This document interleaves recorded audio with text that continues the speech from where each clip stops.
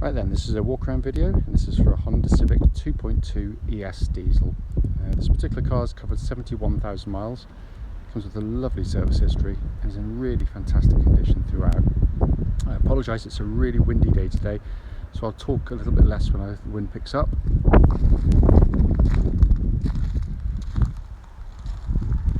The front of the car is very clean, the lights and lenses all clear and intact. Bonnet's very clean and tidy there, no obvious stone chips at all, or hardly anything you can see. Near side, absolutely mirror smooth on the panels.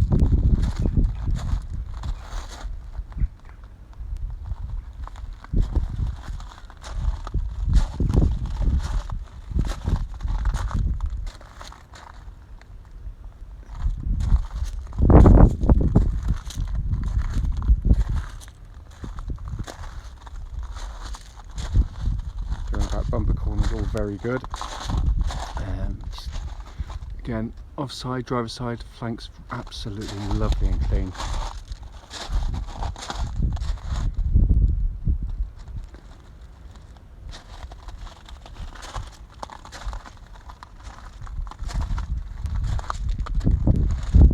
Apart from just the odd mark on the alloys, I mean they're very good indeed. There's obviously the odd tiny little mark around the car which the camera doesn't pick up, but generally speaking it's a very nice example for a car of the age and mileage.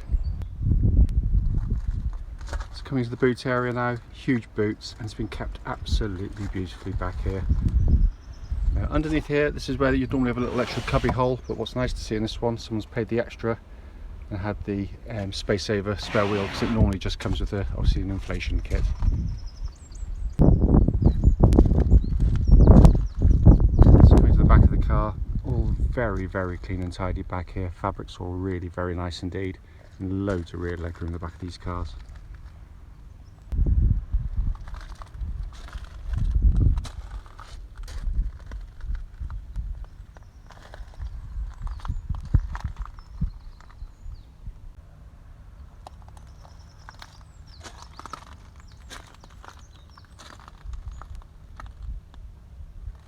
Again, really nice tidy driver's seat as well, certainly for the age and mileage of the vehicle. So sat inside the car now, engine's running through a section of the video so the dash can be seen illuminated. Dashboard looks pretty much as new, it's in absolutely beautiful condition. All the little recesses have been kept absolutely fantastically well as well. If we come up here, hopefully you can see 71,773 miles. Pop the car into reverse there.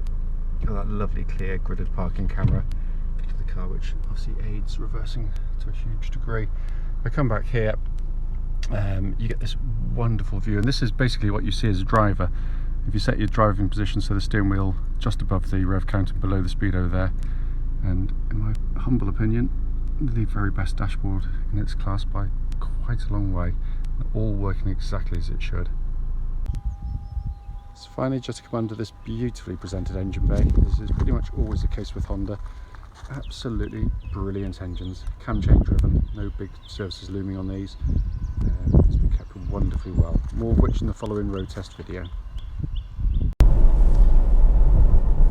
Right then, this is a road test video, and this is for a Honda Civic 2.2 ES diesel. This particular car is registered OE62UWW, and mileage at the start of the road test is 71,776 miles. The reason we do the videos, as I say in all of them, is basically so that anyone that's looking at this car in an advert online actually gets to see that very car in operation. We know how frustrating it can be to go and see a car which, whilst it looks great in the advert and the pictures, only to find out when you drive it, it's got a fundamental problem which would clearly manifest itself on a test drive. So that's why we do it. It's also done on part of the road test route any prospective buyer would go on, so hopefully then we'd be representative of what you'd feel yourself if offered a test drive in the car. So coming to the car itself, start with the engine. Always a great place to start on a Honda car, and it's just a beautiful diesel engine. No warning lights on the dashboard at all relating to the engine or any other part of the car. Temperature gauge running at a third, and it's been running for well over 2 hours now. so clearly up to full operating temperature. But the engines are just brilliant, absolutely brilliant, very, very, very smooth on the move, powerful, and unlike so many diesels which are kind of one-trick ponies where they just produce loads of power in one big hit but then tail off very quickly, this gives you a lovely linear even surge of power from very low revs all the way up through the top of the rev band. As with most diesels, it does most of its effective work low down, but it doesn't rely on it totally. It's absolutely beautiful, but the way it pulls to the rev range is so un-diesel-like. I mean, even in second gear here, you put your foot down and you don't get that horrible harsh diesel sound and no vibrations coming back through at all. I mean, it really is a stunning unit.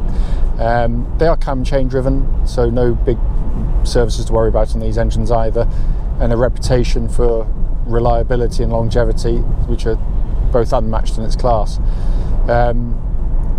Engine then feeds through clutch and into gearbox. Clutch in the car absolutely perfect, bike point's exactly where it's meant to be, and nice and smooth on operation. Gearbox just superb, beautifully defined gear change, wonderful synchro mesh, has a real feeling of engineering integrity in it. It's a gearbox you actually enjoy using rather than just having to use it, and it feels pretty much as it would have done when it was new, such as the quality of the components used in this by Honda. Steering of the car, again, really fantastic because it's got a lovely weighting to it. It's really precise, accurate, allows the chassis to flow through corners without being over keen or slovenly, and it works beautifully with the chassis as well. They've kind of absolutely matched perfectly. Up to the speed limit now on the open road, track's absolutely dead straight, there's no vibrations coming back through the steering wheel at all, so all good in that respect. The chassis, as I've alluded to, again, it's just wonderful because it flows through corners, it sits nice and flat, it's got beautiful damping which keeps the body in check, but what it allows the car to do is to ride the sort of the sharpest of ridges far better than the last generation Civic ever did. It's a genuinely comfortable car to drive over most road surfaces, and better than most in its class, but just a really nicely rounded package in that sense. Honda have done a great job on it. What I'm also looking for on road tests, by the way, is just any kind of, when you're going over a bump, you don't want to be hearing any kind of chattering noises coming from underneath the car, and there's nothing at all. It's all tight as a drum, it really is. Brakes on the car, just get around the corner a second. It's a bit of a wet road, so I don't want to go flying off, but give them a brake. I mean, they really are really good on this car, very powerful. The more you brake, the more they really dig in. There's no pulsing or vibration coming back through the brake pedal at all, so all absolutely spot on. Inside the car, not been cleaned yet. Realistically, doesn't even need to be. It's so clean in here. It's in lovely condition and sensationally well made cars. No squeaks, no rattles. It feels rock solid to drive. I've got one, so I know exactly what they're like. It's just a lovely interior, because it's also just a really nice place to sit and operate a car. As I say in the adverts, I don't believe there's a better interior in this generation of car, because it's actually, not only is it utterly functional, it's just really interesting as an interior compared to most sort of fairly bland interiors, which are just variations on exactly the same themes which have been going on for decades now. The only, I suppose, conformist part is this centre part here. It's fairly standard fare, but it's very high quality. The switchgear's got a lovely actuation to it. Air conditioning, by the way, dual zone, so you can have different temperatures side to side, but it pumps out lovely cold air. We checked it in a nice warm workshop earlier on, so all functioning well there. But my favourite part's this two-tier design directly in front of the driver as I'm looking now. All the information that you'll look on a more regular basis is mounted up high, which is the whole point of it, so you can look ahead without taking your eyes off the road for too long. So up there you've got your radio, when you press a button for your climate control system, you've got a readout down here, but also up there as well, so it's much easier to take that information in. And then directly in front, this big digital speedo, which is just basically it's genius, because it means you're actually looking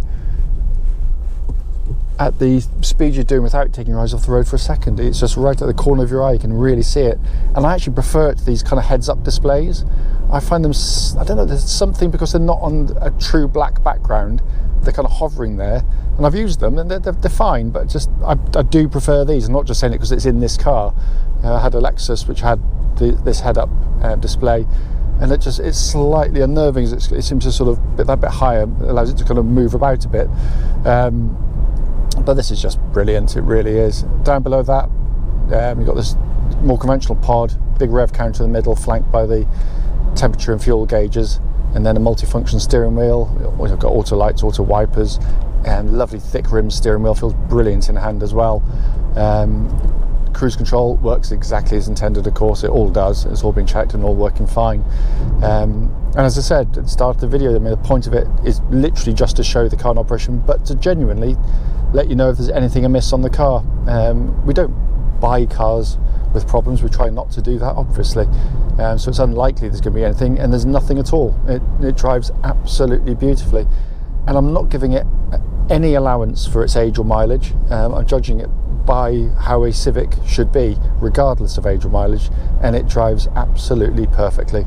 And we've been selling Honda cars for over 20 years, so if there's something amiss, we would hopefully know by now. But as always, if you've got any questions about the car, don't hesitate, please do give us a call.